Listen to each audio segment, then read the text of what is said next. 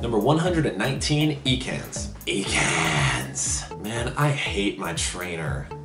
EKANS, Tom Cruise. EKANS probably shouldn't be this high up on the list for a number of reasons. For starters, it's a toy of Team Rocket's, who is the enemy in the red, blue, and yellow version of games. And they are an incompetent enemy, but technically that still makes EKANS a bad guy Pokemon. Second, it was only available in the red version of games, and I don't really like these version-exclusive Pokemon. That means you either have to find someone to trade with or buy the other version of the game just to collect all 151, and the exclusives tend to not be very good. Third, you may not have realized this, but EKANS is a snake, and snakes are creepy. We don't like creepy things. Fourth, you also may not have realized this, but EKANS spelled backwards is snake. I mean, I guess technically it's snake with a capital E, so it's like snakey, but, you know, I digress. While it's a little bit better than Krabby or Seal, it's still a fairly lazy naming job. Really the only thing EKANS has going for it is that in the blue version of the games, when you're facing it, you'll only see it as an enemy. And a lot of the times it's with those Team Rocket grunts that frequent many of the dungeons and caves and stuff in the early parts of the game. And since the grunts tend to be in heavily populated areas, you see a lot of EKANS all at once. But since poison is generally pretty easy to kill, especially since you should always be carrying a psychic with you, that means it's easy to kill EKANS. When you don't want to have to backtrack through all the dungeons and forests and whatnot just to get to a Pokemon Center to heal, an easy kill is always welcome. Number 118, SHELLDER. SHELLDER! Hey, can you pick up your clothes off the floor? Because I stepped on another sock today. SHELLDER, Katy Perry. I don't know why Nintendo is obsessed with putting big, long tongues on its creatures, but hey, I guess whatever works. I'm also a big fan of SHELLDER's evolved form, but we'll get to that when Cloyster pops up on this list.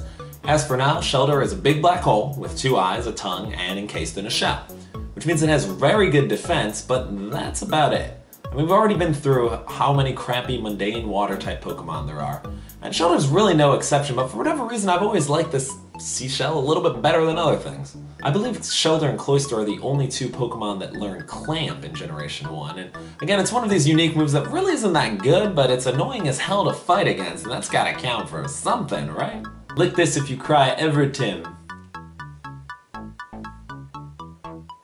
See, because it's like that Pop-Tart story. Number 117, MAGMAR. MAGMAR. Hey, so 2 muffins are baking in an oven. One says to the other, it's getting pretty hot in here. The other turns and says, wow, a talking muffin. MAGMAR, Mitt Romney.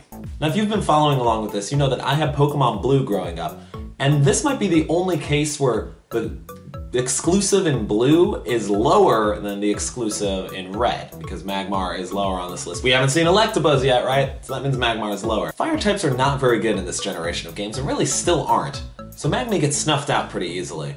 It also doesn't learn a ton of great moves. I mean, it's got Flamethrower and Confuse Ray, but outside of that, I mean, you still need 4 moves to make your team, you know, that's 2 moves, you still need 2 more to make it useful.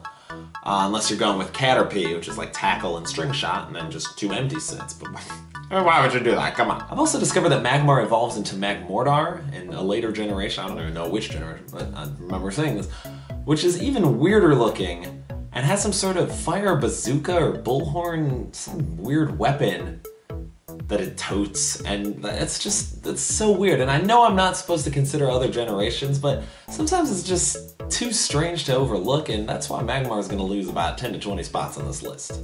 Because of its stupid, stupid evolution. You're welcome, Game Freak. Number 116, EXEGGCUTE.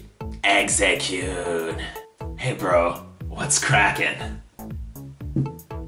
Ba-dum-psh. Egg-related humor. EXEGGCUTE.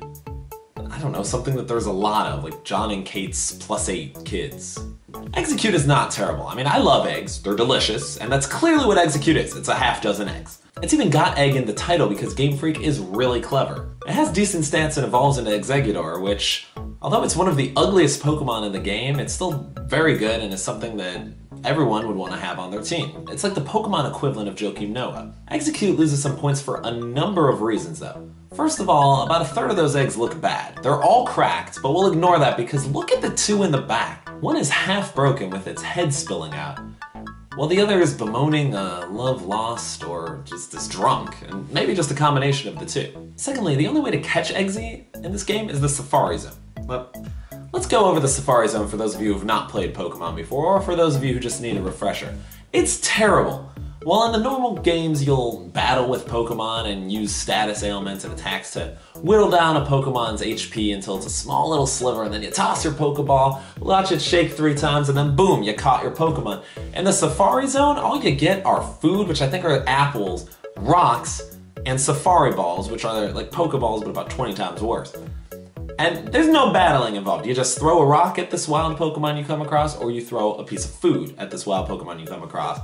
And the Pokemon will either be like, "Rah, I got hit by a rock," but then stay there. I mean, because real talk, if someone throws a rock at me, I'm gonna stay there and be like, "Hey, throw another one." Or, you know, they're eating the food and it's like, oh, they're watching carefully. So then you're gonna throw the Safari Ball at them.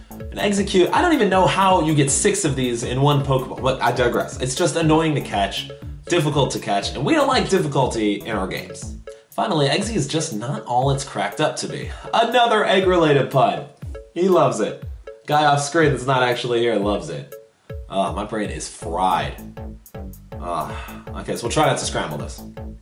It learns a plethora of inaccurate moves, and some of them will make your final team, like Stun Spore. But overall, its natural moveset is fairly limited. And I know, you can use the missing no glitch to get as many TMs and HMs as you want, but if you're playing honestly, you can't do that. And I want my Pokemon to have at least 2 good moves that it learns naturally. Eggsy doesn't have that, so that's why it's not high up on this list. Put that sunny side up. What? Day 10 of the beard, ladies and gents. Oh my goodness. It's like, I don't know if you've ever grown beards, but it's itchy. It's so itchy, it hurts so much. Thanks for watching. As you know, Thanksgiving is coming up, so videos might be a little, slowed on production because of the whole going home for the holidays thing, and I'm sorry, but spending time with my family is gonna take precedence over making a video. But, we always thank you guys for watching. In the comments, you can always leave what you want a Pokemon to say, and when we get to it, we'll say that Pokemon. It's great. And you'll get a shout out if we use your quote. And yeah, any other video ideas you'd like to see, I always love hearing from you guys. I wanna do something that you'll enjoy. So feel free to throw that to me if you also want to throw some shaving cream, because I'm going to need it when the time comes to chop this off in December. So, loving it. Loving you guys. Thank you. And good night.